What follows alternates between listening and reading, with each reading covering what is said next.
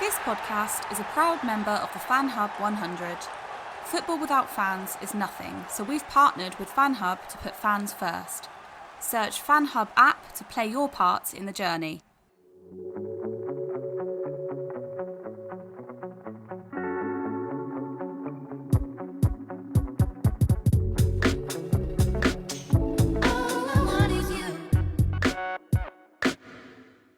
Welcome back to another Speak Sunderland reaction podcast. It's been a busy week since we last recorded one. Last weekend, Sunderland managed a 2-0 win against Swindon Town, as well as a 1-0 win on Tuesday night against Crewe. However, today we will be looking at yesterday's 3-1 defeat at home to Portsmouth, which was, I think it's fair to say, a disappointing result.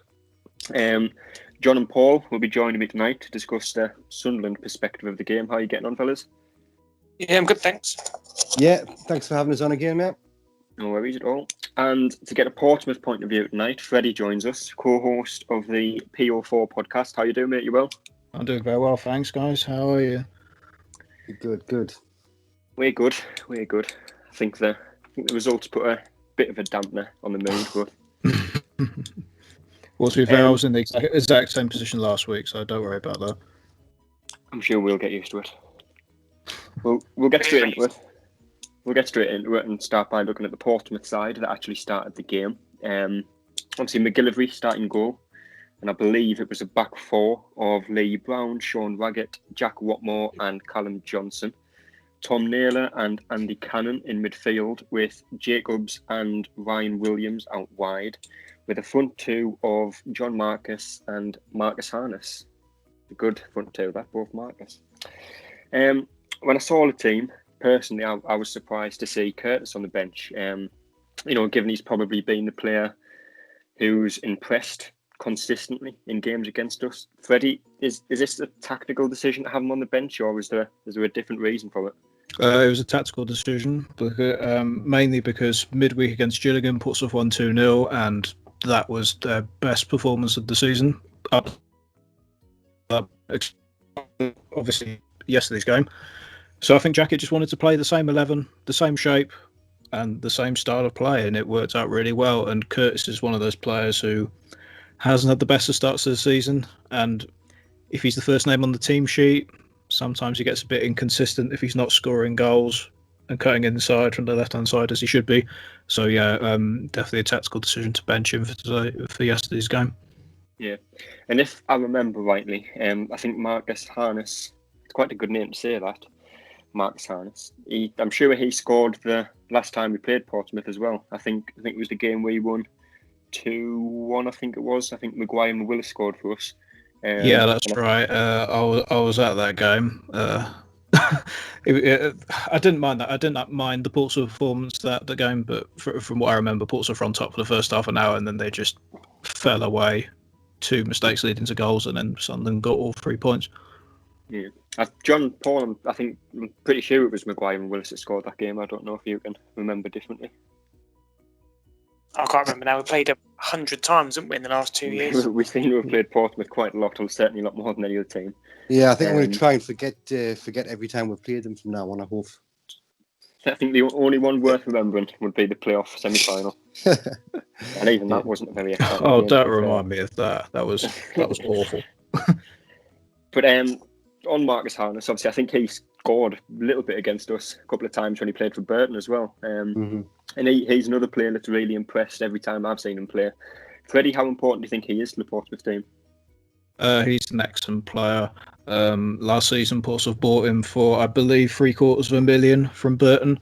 Last season, played on the right wing. Very creative from that side. Very, very good in terms of his link-up play, but he's starting to get that goal-scoring touch now. Portsmouth missed that a bit when we sold Jamal Lowe, but Marcus Harness has filled that already. And now over the past 2 games, instead of playing as an attacking midfielder or right winger, he's playing fully up front with John Marcus, and it seems to be working pretty well. Obviously, you've just touched on Jamal Lowe there, and obviously he left the club last season, I think it was, I believe, and he joined Wigan. Do you think Harness is capable of producing the performances that Jamal used to? I know, obviously, he's not to remind the Sunderland fans, but he did score a great goal against us in the cup final, and obviously he got a move to the Championship with Wigan. Do Do you think he's capable of the same type of performance?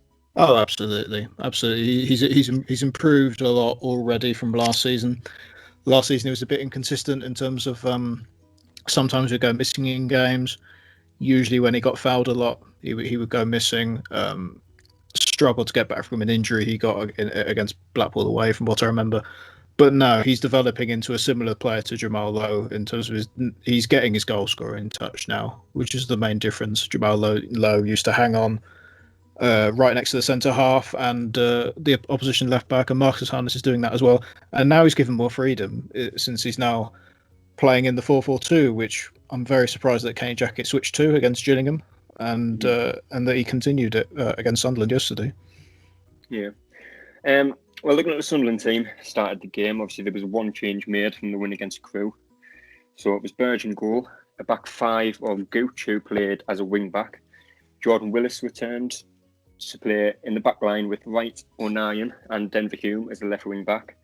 Power, Ledbetter and Josh Scowen started in the middle with a front two of Maguire and Charlie Wyke once again. I think it's fair to say I've been a critic of Wyke ever since he signed. His performances have never really been anywhere near the level that we need them to be, but recently I'd say he's improved slightly. Paul, for you, do you think Wyke starting was warranted given his performance midweek against Crewe? It's a tough one because he scored. Some people are saying it's 3, but I think one of the goals was disallowed. One of the goals was an own goal, wasn't it? Yeah. So he is scoring, but I still don't think. I mean, if you look at the game against Pompey, we had one shot on target, which to me is just embarrassing. So I know he's not maybe getting the best kind of service, but who would you put in? If you put in Graham or Greg? Are they going to play any better? I don't think so. Unless we play to a particular striker's strength, I don't think it makes any difference who we've got up there. Mm-hmm. I've always said, I know a lot of people seem to disagree on Twitter, and there's certain few people who disagree massively, but I've always said Will Grigg deserves a longer run in the team. He played against Hull, which I think was the first kind of competitive game of the season. Obviously, the game finished 0-0, but he scored 2 goals, both of which were wrongly disallowed, I would say. I think he played against Bristol Rovers, which again was one of them games I don't think we really got the ball up to him enough. Yeah. And if you look at the way we're playing, not so much yesterday, but against Crewe, against Swindon, we seem to be getting a lot more balls into the strikers. And obviously, if you look at the goals Grigg has scored in his career for Wigan and MK Dons as well, that's the type of service he thrives on.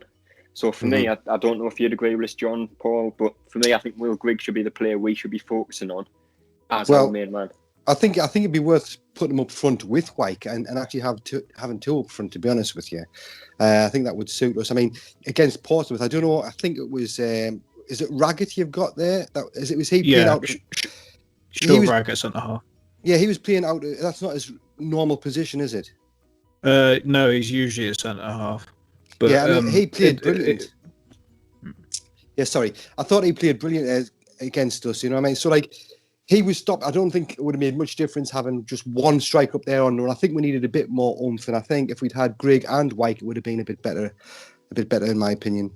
Yeah, and just quickly, Freddie, I was thinking this before. Sean Raggett used to play for Lincoln, didn't he? Or am I thinking someone else? He did. Yeah. Lincoln. Yeah. He's played okay this season.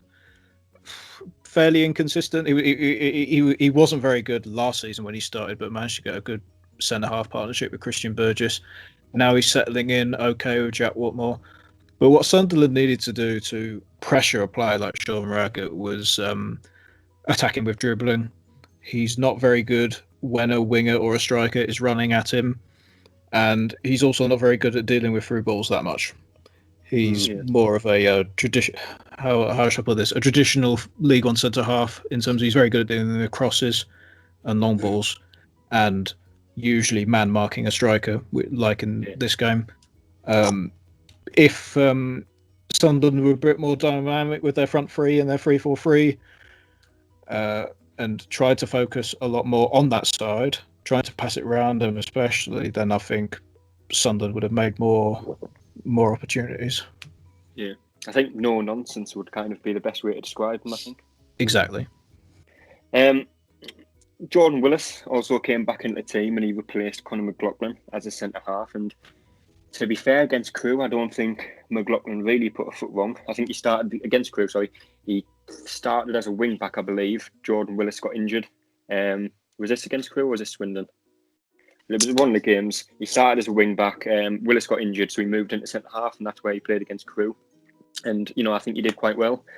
Obviously, Willis came back in and, for me, looked a yard off the pace throughout the game. John, were you surprised to see Willis brought straight back into the team? I think he slots back in. We'd hope he's just slot back in. But I think he was off the pace yesterday. You could tell when I think it was the first goal went in. You could see the Bailey Wright was pointing to him, and he was just so slow to react to it. So I think it probably would have been better off. Obviously, hindsight's a beautiful thing, isn't it? Obviously, normally when Sunderland line up, it is Jordan Willis on the right of the back three with O'Nien as the wing back. Do you think having Gooch as the wing back instead of O'Nien kind of hindered Willis a little bit? Obviously, Gooch is not a defender at all. Do you think that had a part to play? I don't. I'm not sure. I think it hinders Lyndon Gooch's game more than anything. Jordan Willis is normally pretty solid, and Bailey Wright normally covers pretty well. But and obviously we know 09 gets up and down the pitch pretty well. Gooch does work hard, but he's a lot more forward thinking than 09. But I think we nullified Gooch's game more than anything with putting him out there. Yeah. Just before we get into the game, Freddie, I don't follow too many Portsmouth fans on Twitter, but some that I do seem to be on repeat in saying, jacket out, he's not the manager we need. And I believe he's been Portsmouth manager since 2017 now, and obviously failed to get promoted since. This season, it's been, on paper, what looks to be a fairly promising start. Obviously, yesterday's win is a big bonus to that as well. Do you think the criticism towards Jackett's justified? Absolutely. Yeah, this is his fourth season, and obviously, from an outsider's perspective, it seems stupid that Jackett is linked with the amount of pressure that he's getting. Because, you look at last season, and another EFL Trophy final, going deep in cup runs, unbeaten at home last season. You'd think, well, why would you want that manager to be sacked? Probably in a similar way to what many Sunderland fans thought about Jack Ross, his Jackett's tactics at times last season and at the beginning of this season, even though Portsmouth only lost a couple of games and a lot of draws, they looked awful in most of those games. And thankfully, it was a bit of fresh air in the last two games, Gillingham and obviously yesterday's game. But no, the criticism is justified. If you look at both of the playoff finals, you watched the 1-2 years ago, Portsmouth were dreadful going forward throughout that entire game. And it's been like that a lot. And when you have attacking players like Marcus Harness, Roland Curtis, John Marcus, who we paid £1.5 million for, and similar other players as well, I could list them. The problem was, at times, Portsmouth were very one-dimensional going forward, and it resulted in, if you were kind, you would say direct. If you were not, you would say hoofball. And that frustrated a lot of fans a lot. Sometimes John Marcus was playing as an attacking midfielder in a lot of those games last season, and acting like a target man, trying to bring the ball down next to two centre-halves. And it wasn't the fact that it was just the style of play that was the problem. It was obvious it wasn't getting results when it mattered. And in that in those two legs against Oxford, Portsmouth simply didn't do enough. And they folded when it matters. And that happens a lot under Kane Jackett's tenure.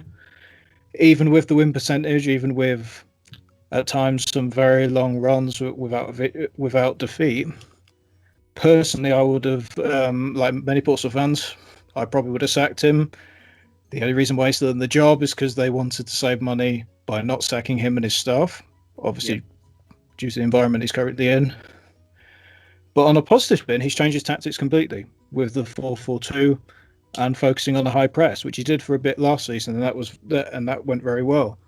So again, I think Portsmouth are around about where they were last season and the season before, in terms of they'll be, like Sunderland, they'll be in and around the playoffs to a certain extent by default due to the players that Portsmouth have. but I do not trust them if we get to another playoff series, and I don't trust them to get automatics yet. I'll need more evidence on that. Yeah. Do you think Jack has what it takes as a manager, obviously managing the players and tactical side of the game? Do you think he has enough to actually get the most out of the players you have, like enough to perhaps get you promoted? Sometimes he does, sometimes he doesn't. I mean, in Spats last season and in this season, he gets a winning system and he grinds out results, and Portsmouth look to be on a trajectory. Then he changes his tactics for seemingly no reason. In the playoff finals last season against Oxford, he benched our captain Tom Naylor for a player who hadn't kicked a ball for about 12 months due to injury, Bryn Morris, and that baffled me. I don't know why, because Tom Naylor in centre midfielder, he's not a flashy centre midfielder at all. He's a bit like Grant Ledbetter in that regard. But you need him in that centre midfield, otherwise your midfield falls apart effectively. So it's little things like that. There have also been a lot of incidents which weren't popular with Portsmouth fans in terms of refusing to sign Christian Burgess at the end of last season. The spat with Brett Pittman, even though in his later seasons I wasn't as big a fan of Brett Pittman as others were. There was a lot of spat, making him train with the under 21s and so on. There was another incident where he subbed on Gareth Evans, who has left the club now, but he was the closest thing to kind of like a modern day Portsmouth legend, due to the fact that he played 250 appearances for the club, and that hasn't happened since God knows when, before 2010, let's say. Yeah. And yeah, he brought him on and then subbed him back off after 20 minutes. And not a lot of people like his personality either. But for me, the most important thing is, tactically, when it matters the most, he has been found out a lot. And that is that is the bitter pill to swallow for most Portsmouth fans. You can look at the expected goals if you want to do, and Portsmouth do in most times create a lot of high quality chances with their play. But in the games that matter, Portsmouth seem to fall to bits, and the tactics previously, not in the last game, the rigid 4-2-3-1 didn't get the most out of Portsmouth's players, and I think a lot of Sunderland fans can relate to that in terms of the players Sunderland have. Yeah, I think John, Paul, I think you'd agree with most of the things there, and I think you probably could relate a lot of it to Sunderland. But the game got underway, and realistically, Sunderland never got started. They were sloppy on the ball, they were slow to close players down, and Portsmouth controlled the opening stages. In 7 minutes in, we paid the price. Jacobs crossed the ball in. I think Hume was beaten far too easily on the left wing there. But Jacobs got past him, put a ball in the middle, and Harness was unmarked. Easy finish for him. And John, we've just touched on it there a little bit. But Paul, for you, to me, it seemed like Willis lost his man for the goal. I'm not sure if you've had the chance to watch it back, but again, do you think it's a case of Willis being thrown back in too early after a slight injury? Obviously, we've kept a clean sheet with him not in the team, won quite comfortably without him in the team. For a player that's usually so paramount to the side, he seemed far from his usual self yesterday. Would you agree? Yeah, definitely. I think I can see why he wanted to bring him in, because he obviously normally starts for us, and we've had a lot of clean sheets and good results. But I think he was definitely, even on Twitter, you can see everybody saying he was off the pace a bit. And I think that, along with the mixture of Grant Ledbetter being, so I don't know if he's getting a bit like too many games in a short space of time, he seemed off the pace. And I think just a few people, with them being off the pace, it just totally destroyed us at the back there, and made them look a little bit shaky and a bit nervous. And I think that just got to them, to be honest with you. But Willis was definitely not quite right. I'd still probably start him against the next game. Obviously, I'd probably bring Flanagan back as well. But yeah, I think on Saturday he was a little bit off the pace. Yeah. Well, the early goal, seemed to wake Sunderland up a little bit for a while. 2 minutes after conceding, Denver Hume found himself some space on the left wing. He put a great ball into the box for Charlie Wyke at the front post too. To be fair, it was a great finish past McGillivray, can't even say his name, to make it 1-1. Freddie, from a Portsmouth point of view, you must have been pleased with the start you made to the game.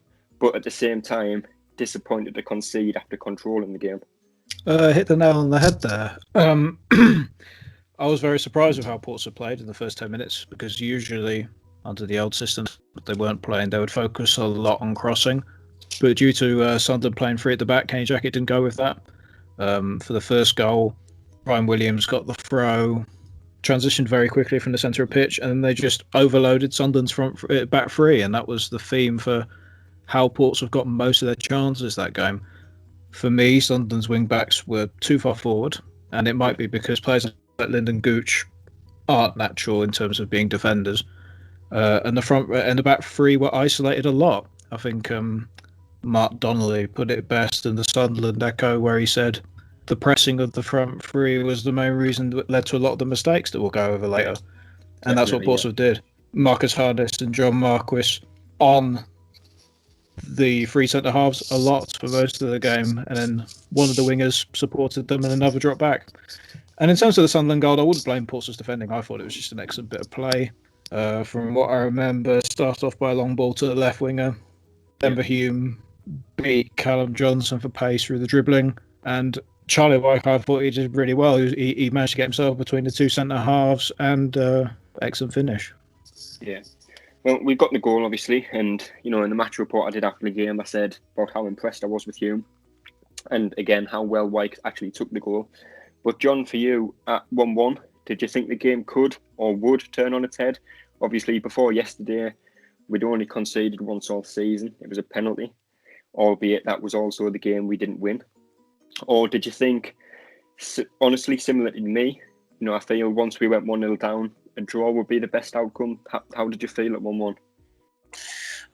Getting back into it so quickly, you can't ask for much more than that. And then you then think, us being at home and how we've been the previous weeks, you think we'll go on and do quite well for the rest of the game. But obviously, one mistake from Ledbetter that he doesn't normally make has cost us. And I don't really, after that goal, I didn't see us recovering at all from that. Yeah, you just touched on it there. Obviously, Portsmouth didn't lose confidence from the goal, and I think it was 15 minutes after we draw the game level. Ledbetter, who again, he's been impressive all season, arguably been our best player, but I'm not exactly sure what he was doing or thinking at the time. But he's played a suicidal ball in the middle, and I think it was Harness who intercepted it. He's played a through ball to Marcus, who finished easily. Slight question mark over the keeper and his positioning, but you can't take anything away from the finish. Obviously, the games are coming thick and fast now. Saturday, Tuesday. We've got a game on Tuesday again, and Ledbetter isn't exactly the youth of the squad. Paul, do you think it's asking too much of Ledbetter to perform at the top level 4 times in what would be less than 2 weeks? Yeah, definitely. I think, as you said there, he has impressed us in a lot of games this season, a lot better than what many fans thought. I know for a fact there's a lot of fans, including myself, thought maybe the odd cup game and coming on as a substitute or like a coaching role pretty soon down the line. That's the way people were talking. But he has impressed us. But I think it's too much from it at this age. I think that mistake did have an effect on the rest of his game. And I said on Twitter today, I think personally he needs a rest, especially on Tuesday against Rochdale. I'd probably put Power in his place, and like I said earlier, I'd probably play 2 up front instead. So that's what I would do. But I do feel for him, because he works really hard, but he just wasn't at the races, I didn't think. Yeah. Well, that was it from the first half. Really, we went into the half-time break 2-1 down, and to my surprise, and I'm sure to many other people's surprise, Parkinson didn't make any changes at half-time. Given how the first half went, I thought changes needed to be made early, and in hindsight, I still stand by that opinion. Obviously, John Parkinson is quite clearly reluctant to change his plan once he set it. He sticks with the same players. Diamond and Neil weren't involved once again. Do you think his stubbornness is the word I'm thinking of? I don't know if that's the right word, but do you think at times that will hold us back this season? Is unwillingness to change it? Yeah, a little bit, definitely. Yesterday, you could see it needed changing. We were sort of going nowhere. If you like pretty fast, it was just nothing was happening. Obviously threw on Grigg. I think Grigg had one chance. That was literally it. And then obviously brought Danny Graham on and sort of went full Steve Bruce on us and just chucking loads of strikers on. And if we looked less likely to score with those three on the pitch. So there doesn't seem to be a different plan going forward, which is a bit of a worry with obviously teams like Portsmouth coming and obviously doing a job on us like they did yesterday. Yeah. From an outsider's perspective, I didn't think Sunderland had a plan B at all from the second half. Yeah. They got very frustrated because Portsmouth, usually when they get the lead, they did their usual. They sat back a lot, mainly to conserve energy, but I think usually I don't like it, but in this game I thought it was the right decision to do that. And the 4-4-2 helps with that a lot. You're asking Sunderland to go through two banks of four, and then the wingers were there just to play the right direct ball to Harness and Marquis, and that frustrated Sunderland a lot, which is probably why Phil Parkinson decided to put every striker he had available on the pitch at the same time, which made the team even more unbalanced than it looked. Yeah. They wanted to play out from the back a lot, but when Portsmouth pressed the three centre halves, they panicked and basically just looked for through ball. Looked for the long balls out wide instead because there was no other option. I think if the Sunderland players moved off the ball a little bit better, I think they could have got round those two banks of four in the second half. Yeah, for me, we did seem. There were so many times we seemed to just turn back, and I was getting really, really frustrated. And Powell was guilty of it. Maguire always turning back instead of turning and running at players. I know we're not the most gifted team, but when like Hume does it, he was probably the only one who did. Gooch maybe once or twice, but apart from that, every player just seemed to turn back, and it just took the sting out of any attack that we had. Yeah, I think that would have hurt Portsmouth a lot if players did that. If the Sunderland players took a bit more risk with their dribbling, I think especially on Portsmouth's left-hand side with Raggett and Lee Brown, they're solid defenders, but if you put enough pressure on that side and there's that movement off the ball, which I said last time, I think you could have created a lot more chances than they did. Yeah, I think obviously you've said there from a Portsmouth point of view, we didn't look to have a plan B, and I don't think any Sunderland fan would disagree with that. Pretty much since Parkinson's taken over, we seem to be very predictable, and I've said for a long time, to be successful in this league, you need pace up front in some form. If you look at the teams that have been promoted recently, Coventry have been promoted. They had the likes of Enakabare, who's I always compare him to Adama Traore. He's a very similar player. Obviously not as talented, but a very similar player. Pretty much every team that's been promoted from this league has had pace up front, whether it's from the starting 11 or someone to come off the bench. We've, at least under Parkinson, we've never had that. If White's not working, we've got Danny Graham to bring on, and he's not the fastest player in the world. And I think, personally, I do think the lack of plan B is the reason I'm not a fan of Parkinson. John, I don't know if you'd agree with that as such, but yeah, I think it was all pre-season. I'm not sure why. Obviously, he's still very young, but I still don't see why Dan Neil doesn't get an opportunity, because we've got, like, if you saw the bench yesterday, we've got Dobson. He's not going to come on and do anything. Aidan O'Brien has had a mixed bag start to his career. So there's not really anyone else. Why not? I don't know if Diamond was injured or not, but why not have his pace just like even for the last 10 minutes? And Dan Neil threading balls through with three strikers on the pitch, telling me that's not going to, maybe once or twice come off as just a gamble for 10 minutes. We're not asking for them to start the game or obviously, play the whole season, but there has to be some sort of change. There has to be. Otherwise, we'll get predictable, and Portsmouth can come and obviously do what they did and just nullified us. Yeah, I think obviously we re-signed Kim Bjork as well in the last few weeks, possibly a month ago or so, and obviously he hasn't featured for the first team in any way yet, not even on the bench. Jack Diamond, again, I think he's played once in the league, and that was kind of a forced change. He didn't even start the game. He came on because Willis got injured, and obviously you've touched on there, Dan Neil's not even made an appearance as a substitute I do think, Diamond offers something different. He's got the pace. We've seen in pre-season he can get a good ball into the box, and with Dan Neil, I can't remember, I think it might have been against Aston Villa. He played great. Was it Aston Villa? No, it wasn't. It was one of the pre-season games. He played a through ball into Will Grigg, who just turned his man and finished well. And that's the type of service that Will Grigg will score goals with. So, but I think the thing with the likes of Neil, the likes of Diamond, they're not getting minutes in the first team, but they don't even seem to be getting minutes for the under-23s either. They seem to be travelling with the first team, kind of as a backup option. And, the times that we do rely on them, the times that we do need them, they're not going to be match fit because they're not playing any type of football.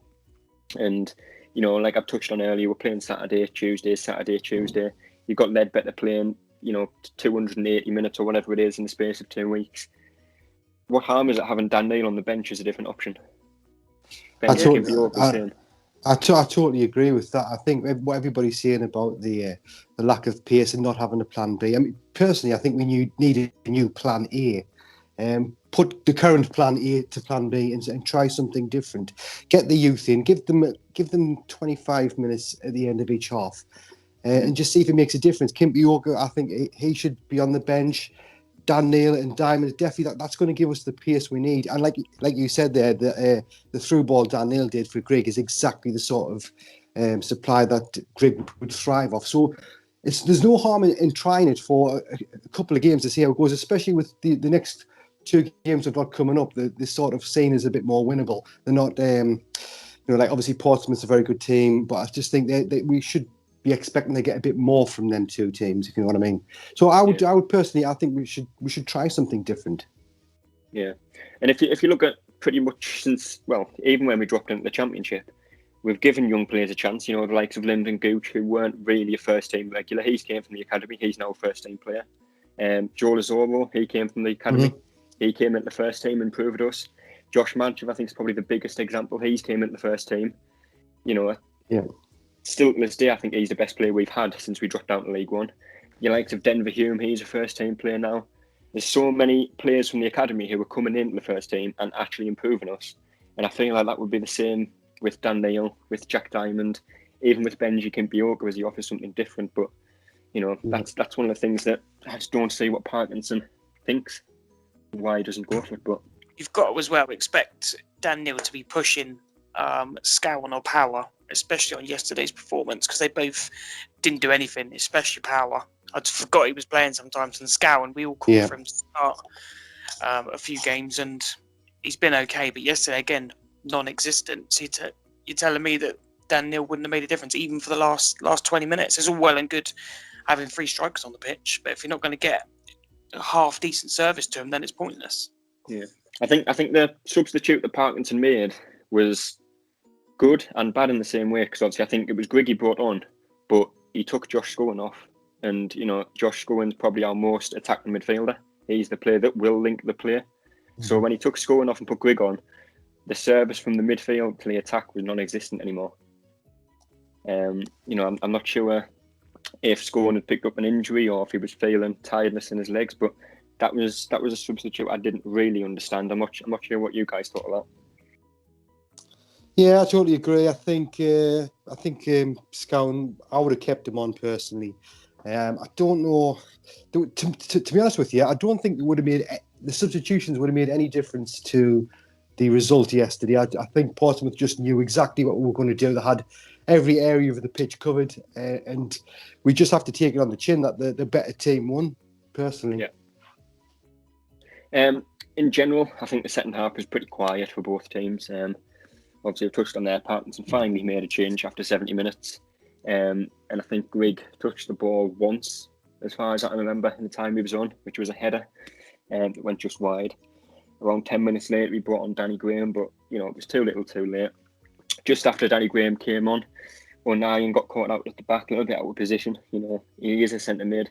He's been converted to a right back. He's now playing as a left centre half. He was caught out of position. He brought Williams down in the box and was sent off for a second bookable offence.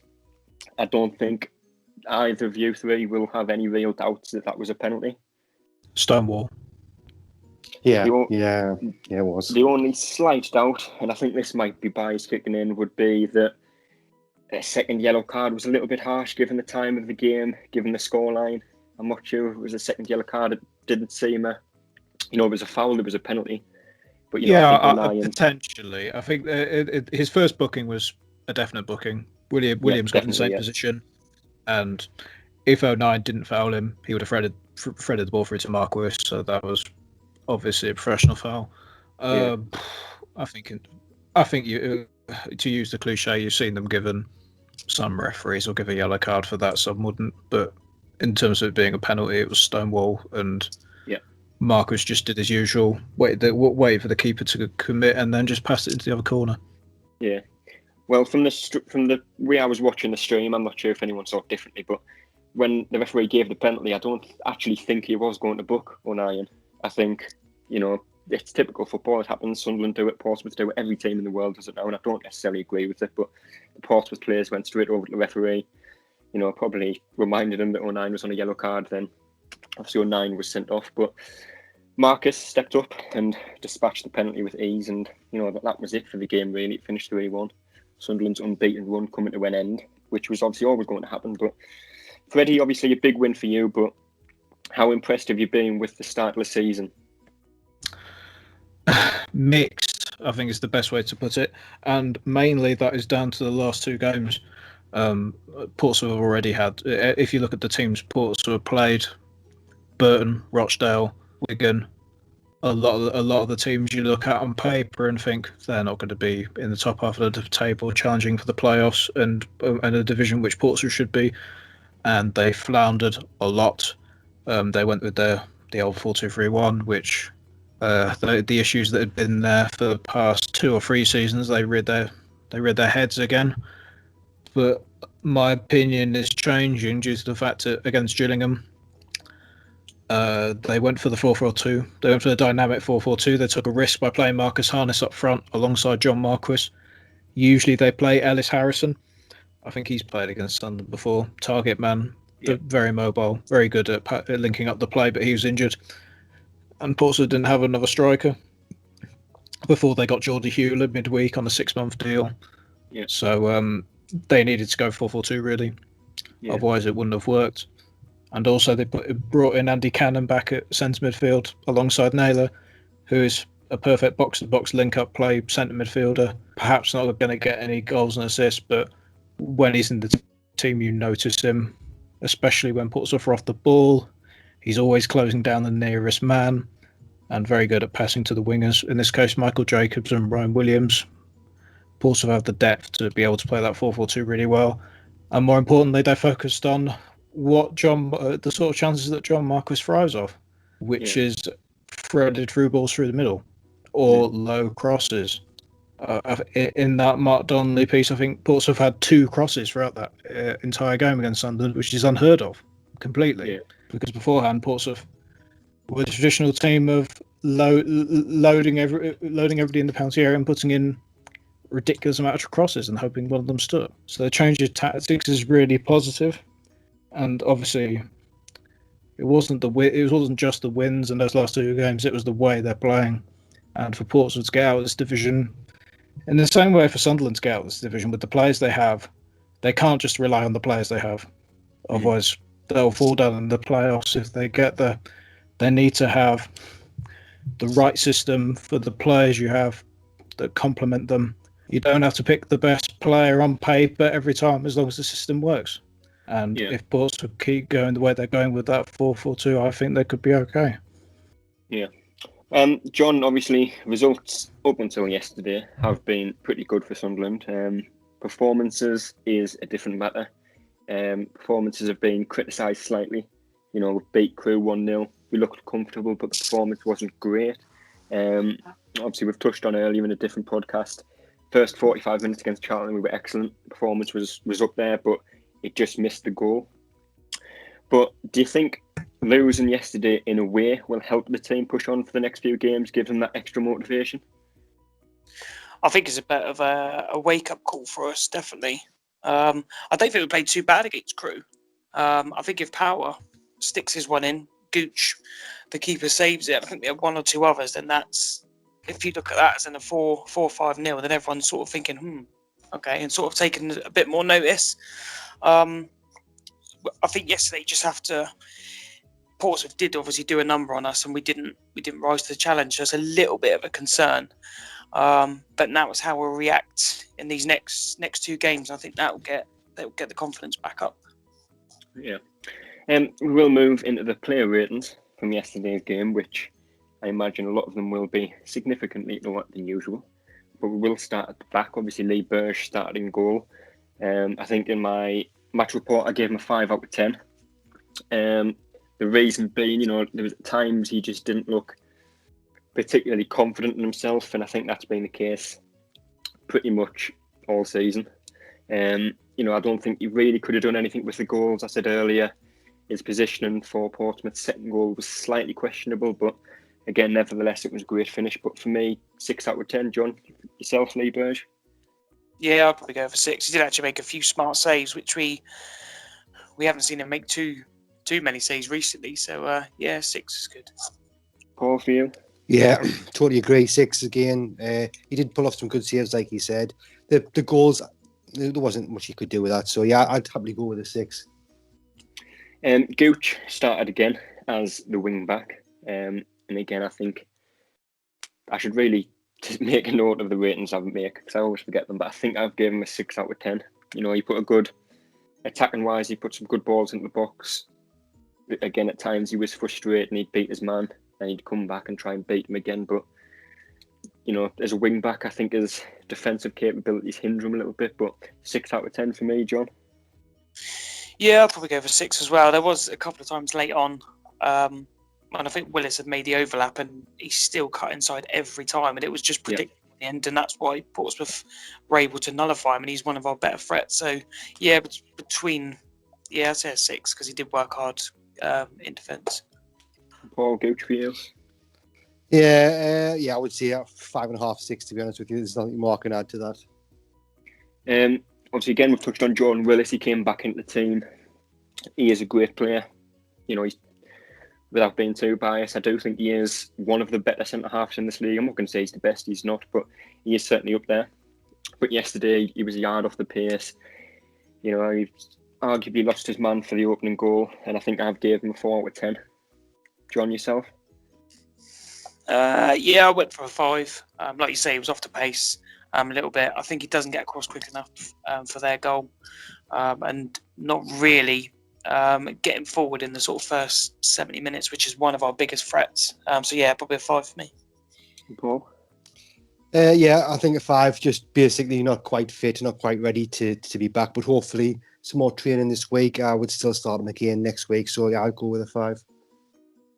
Bailey Wright started in the middle again, and we say this every podcast. He's such an important player to the team. But again, yesterday he wasn't his usual self. And I think early on in the game, the opening 5 minutes, there was a couple of times he got the ball, and he was looking flat short pass, but he didn't play it. He overhit it or underhit it.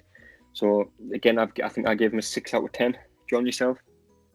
Yeah, I'll give him a 6 as well. Yeah, steady as normal. And Paul? Yeah, I'd give him a 6. I think he plays better when he's got. I think he brings the best out in other players as well. Like I think if Flanagan was in, I think he would have played a bit better. But yeah, I'd give him a 6. Luke O'Neill made up the back 3 as the third centre half, and again, he's not a centre back, but he's played there the last couple of games now. And in the first half, especially, he made a number of key challenges, some good blocks. He was comfortable on the ball, but obviously he got sent off in the last 5 minutes. He cost us a third goal, so that kind of brought his rating down a bit. I've gave him a 5 out of 10 as well. John, yourself? I went for a 6. I didn't think actually was too bad. And then obviously later on, we're chasing the game. He just gets the wrong side. It could have been anyone. And I don't think he does a lot wrong. He just obviously goes across the back of the guy and he's going to go down. So I see he got a lot of stick on social media. But so 6 for me. Paul? Yeah, I'd go for a 6 as well. It's a shame. He's one of my favourite players, but I don't think it would have affected the scoreline, regardless of whether he'd brought this player down or not, or whatever. I think a 6 is a fair rating for him. Yeah. Denver Hume, obviously starting at left wing back, and he's, last season I think I was a critic of him. I don't think he was good enough for us to be challenging for promotion. He's very one-footed. He still is. His end product last season, especially, was very, very poor. 1 in every 5 crosses would maybe reach someone. But this season, he seems to have kicked on. He's came back from lockdown, built more like a footballer than he has been previously. So yesterday, I think he was poor for the opening goal. I think he lost his man, but made up for it with some great work. That way, equaliser. And throughout the game, I think he was probably one of our better attacking outlets. And for that reason, I'll give him a 7 out of 10, John. Yeah, but I went for a 6. I just think he needs to get on the ball a little bit more than he does. But I'd probably blame that on Power sort of sitting on him a little bit too much. But yeah, I thought it was a 6. Yeah, Paul. Yeah, 6.5. I couldn't give anybody in that team yesterday a 7, unfortunately. But yeah, he did try hard. I think personally, I just think he was a bit off the pace as well. Grant Ledbetter obviously started in midfield again, and he has been one of our better players all season, but he just wasn't up to speed yesterday. It was a shocking decision and pass that led to Portsmouth's second goal yesterday. Looked a yard off the pace throughout the first half. I think he improved slightly in the second half, looked a little bit more comfortable on the ball, but again, I've given him a 5 out of 10, John. Yeah, I've gone with a 5 as well. And if you look where he is when he's passing that and the ball we gave away, he is so deep, it's unbelievable. He doesn't need to be when we've got 3 centre-backs. So yeah, it was quite poor from him, and I think that did actually cost us. Paul, yourself? Yeah, last few games I've given honestly 8. I thought he's been brilliant, but I'd go as far as giving him a 4. I thought it was very poor. I think he's just really tired. Definitely needs a rest. Power started in midfield and left room as part of the 3, and in the first half especially, I'm struggling to really remember more than a couple of times he actually touched the ball. Obviously, he was part of midfield that was brushed aside far too easily throughout the majority of the game. So again, I've borderline 5, 4 out of 10 for me. John, yourself? Yeah, I'll give him a 5. Didn't add anything yesterday at all, and I'd seriously consider taking him out Tuesday. Sorry. Yeah. Who do you replace him with? George Dobson is on the bench. He's, Parkinson seemed to favour him at the start of the season, obviously over the likes of Scowen. But John, for you, do you think Dobson could, play the same role as Max Power? I'm not sure we need another player in there like that, because I'm not sure if we've got Ledbetter sitting and Scowen sort of floating. I think it needs to be another person floating that side. Power just seems for me just to sit. He almost sits on Hume and just sort of nullifies his. Let Hume sit out wide, stay wide, and then maybe a third person. Obviously, I'd like it to be Daniel, but I don't think it ever will be.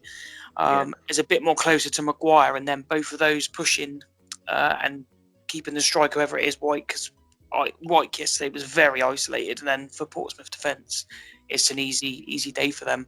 We need to get players a lot more high up, but Power just doesn't seem to be that player at the minute. Yeah, and Paul, obviously, Power was named team captain. Ledbetter obviously remains club captain, but Power is team captain. Do you think that has at all hindered him? His confidence, as he seems to do a lot of pointing on the pitch, and I think a lot of people, especially who sit behind me at the football, seem to say the same thing. He's always pointing, telling where players to go, but he'll never actually make that move himself. Yeah, totally agree. I would never have made him captain. I'd prefer to see somebody like Bailey Wright have it. I would have given Power a 4 for yesterday's performance. If he was playing hide and seek, maybe give him a 9.5, 10. But not football. I think he wasn't any better than Grandad, but better in my opinion. I think you'd still be looking for him if you were playing hide and seek. Josh Scowen, obviously the third midfielder, who personally I think he is a good player, and I do think he should be in our starting 11. But he's usually very active both on and off the ball. However, during the first half especially, he was very anonymous. In the second half, he got on the ball a little bit more, but didn't really make much of it. His set pieces are usually one of our biggest outlets. He's good at corners, but yesterday I don't think I thought, to be fair, I don't think many of his crosses actually beat the first man yesterday. So again, I think similar to Ledbetter, similar to Power, I've gave him a 5 out of 10 / 4 out of 10. John, yourself? He should be an I was game of fat 5. I didn't really notice him at all playing, which is a shame. Paul, yourself? Yeah, I'd give him a 5 as well. He does offer the good crosses into the box sometimes, like you say, but it wasn't happening yesterday. I think the whole team were in shock by how well Portsmouth just played through us, to be honest, and it just affected everybody in the team. So, yeah, I'd give him a 5. Moving on to left 1-2. Obviously, Chris Maguire started, and again, similar to Bailey Wright, he is one of our most important players, and I think without him, I think we'd probably struggle to be a top 10 team, to be fair. There was times he was comfortable on the ball yesterday, but didn't really do much with it. He worked hard for the whole game. I think he spurned quite a good chance in the second half. Sorry, late in the first half. I think it was a half volley just inside the box that he put over.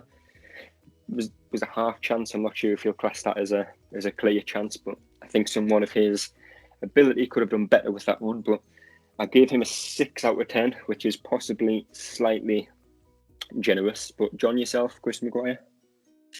Yeah, I'll give him 6. I did actually think he did fairly well. But as I said earlier, he's just far too deep, and there's no reason to be that deep if we've got three midfielders, and then again we're isolating the striker. And Paul, yourself? Yeah, I agree with John there. I think Chris Maguire should be playing a bit more higher up the pitch. I would have given him about 5.5, 6 yesterday. He's one of them players that always has to start for me though, because he's somebody that can pull out a bit of magic at times when it's required. He didn't do it against Portsmouth, but I'd always start him. Yeah, and Freddie, obviously, I think you'll know the name Chris Maguire a fair bit. Obviously, I'll just drop another reminder in there for you. We did score the winning goal in the playoffs when we played you the other season, and I don't mind Chris Maguire. I have a soft spot for Chris Maguire due to the fact that he played for Portsmouth in the Championship in 2011-2012 on loan, I think, and scored against Southampton from 30 yards. So I don't really, I can forgive him for scoring against us in the playoff final. Obviously, you've just touched on it there. He used to play for Portsmouth, but looking at Maguire as a player now, how do you think his game's changed since his Portsmouth days? Do you think he's really matured as a player? That's a tough question because 8 years ago he was playing for a Portsmouth side that was nearly going bust and was playing seemingly different players every single week. He looks more accomplished on the ball, especially with his finishing, and it's a bit cliche thinking about it, but he's definitely he seems to be a character in the team already. And I think if any team at this level didn't have Chris Maguire in it, I think they would struggle. He's the sort of player who you could probably play anywhere in the three behind the striker, so you've got some flexibility there as well. And I think he's just a great player at this level and one of Sunderland's better players. Yeah. Moving on to the last player that started the game, obviously Charlie White started up top again and took his goal very well. And I think he played well with the service he had yesterday. Obviously, I don't think we got the ball up to him enough. And when we did, there wasn't anybody kind of running past him to get onto the end of a knock on. So I think to judge his game and his game only, I think I gave him a 6 out of 10. John, yourself? Yeah, I gave him a 6. Yeah, took his goal very well. I tried to obviously press the Pompey back for 4, but can't really do it on his own. But yeah, a 6. Sort of again, starved of service. So. And Paul, yourself, Charlie White? Yeah, I've never been his biggest fan, but I think that game was probably one of his best performances I've seen him do. I think him, along with Hume, were the two best players. So I'd give him a 6.5. Yeah. And Freddie, just quickly before we move on again, obviously Charlie White, you'll have seen him in the starting 11. When you've got players like Danny Graham on the bench, Aidan O'Brien on the bench, Will Grigg on the bench, Danny Graham scored goals in the Premier League, Championship, League One. Will Grigg scored goals, pretty much everywhere he's been apart from Sunderland. In a sense, were you glad to see White starting over the likes of Danny Graham and Will Grigg? Do you think they could have caused you more problems? I think it entirely depends on how Sunderland wanted to play their game, and some of the things you were saying about White earlier. It reminds me a lot of when John Marquis was played up front on his own. Yeah. And played in a certain way and not supported enough. I think for what Sunderland tried to do in terms of spreading out that Portsmouth 4-4-2 and then basically relying on crosses, I would have started Wyke ahead of Grigg or Graham. I haven't seen a lot of Graham, so I can't really have a very cohesive opinion on him. But if you're to start Will Grigg, you have to give him a lot of support. You can't leave him up front on his own in a 3-4-3 or even a 4-2-3-1, in my opinion. I think you need him in a two-striker formation, or at the very least, you need Chris Maguire in almost a free roaming role in midfield so he can get right close to him. So I think I assumed that White would start against Portsmouth in that game, and it was in terms of later on throwing on more strikers, it just didn't suit the formation. I think Sunderland would have done a lot better if they just had a flat back four instead. Yeah. Moving on to what will probably be a very difficult thing for John, myself, and Paul to answer will be the man of the match from yesterday's game. I think what we'll do is, because I know my man of the match personally wouldn't be from Sunderland, so we'll say who from Sunderland impressed you the most yesterday. John, we'll start with you. Who impressed me from who, sorry? From Sunderland the most yesterday. Oh God, it's a tough one, that. God, you really put me on the spot there. I'd probably just go with Wyke. We've asked him to score. He is all right. It was goal in midweek, wasn't his, but he made the goal. So now you'd say, in theory, 3-3, and his confidence. I'd probably go with Wyke. You can. I'm not sure if you've seen the goal back against Crewe, but there's absolutely no way he can claim that as his goal. No, what I mean is obviously he's there. If he's not there, which normally he's not, he's nowhere near it. But obviously makes the defender make a decision, which is what we want, what we've been crying out for. Yeah. Paul, yourself, who, as a Sunderland fan, looking at the Sunderland team, who stood out the most for you yesterday in a positive way? Yeah, I think I touched on it earlier. I think for me, Wyke and Hume were the two best players on the pitch for Sunderland. If I was forced to pick one, I would probably go with Hume. I think he runs up and down, puts in a lot of graft, and tries his best to get some decent service in the box, which obviously ultimately got us the goal. So I'll go with him.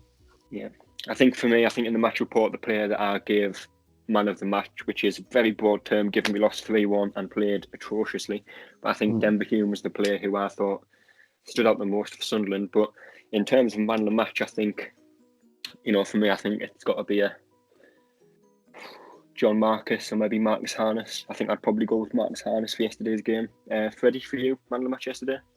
From a Portsmouth perspective, Marcus Harness. I don't think Portsmouth would have played nearly as well if he wasn't playing. He was very, very, very good off the ball and managed to link up well with the wingers who at times had to sit a lot deeper with the way that Sunderland were playing, and was the link with John Marquis in the midfield as well. So I would have picked him. But obviously John Marquis scoring 2 goals, if you gave him man of the match, I wouldn't mind either. Another notable player for me, Michael Jacobs had an excellent game before he got injured. And Andy Cannon did a lot of good work off the ball, which I really liked. From a Sunderland perspective, I would have picked Denver Hume. Whenever Denver Hume got the ball on that side, I could see, if he chose the dribbling route, I could see Portsmouth's back four buckling if he just had the right bounce. He skinned Johnson really well for the first goal, and he could have done that a lot. He could have done that a lot if he had the right support up there. And I would probably persevere with Wyke next game, because when Greg came on, I don't think they really did anything. Yeah, and just something that came to my head there that we haven't actually touched on yet. Obviously, Marcus scored 2, but he also had 1 disallowed. I'm not sure if any of you have actually seen a replay of it, because I know I haven't, or seen possibly a different angle of it. Obviously, his header was, I think it was given as offside. I'm not sure if any of you could. I think he was half a yard offside. I think. I didn't notice it at first, but on the replay, because I watched the game back yesterday, it was about half a yard offside. I think if he stepped back, he would have been level. Yeah, definitely. He was very unlucky to get it, but he was definitely offside just. Yeah. Well, obviously, Sunderland are back in action again on Tuesday. As we've said, these games are coming thick and fast. But we do play Rochdale on Tuesday away from home, I believe. John, predictions for that one? Hard fought 1-0 to Sunderland. Very exciting game. And Paul, yourself, and bearing in mind whatever you say, I'm sticking a tenner on Sky Bet. Well, I haven't done too good the last couple of games, but yeah, I have had some good predictions so far this season. I'm going to go. I think obviously it depends on who's back in the team. If Flanagan's back, there's loads of different things can affect the prediction. But I'm going to go for another clean sheet again. I'm going to go for 2-0 win. Very nice, very nice. And Freddie, obviously Portsmouth playing Northampton also on Tuesday, I believe. Your predictions for that one? It would entirely depend on how they set up. I think probably if they were to make some changes, they'd probably play Curtis due to the Jacobs injury. Mm-hmm. I don't think they'd changed it that much. Northampton don't look to be a very good side, so a Portsmouth 2-0 win would be nice. Played the same formation, played the same style of football and keep going. One thing I'd say about Rochdale, though, Sunderland's opponents, since I did see them against Portsmouth in a 0-0, they're the sort of side that's lost a lot of players in the summer, but all of them are very hard-working off the ball.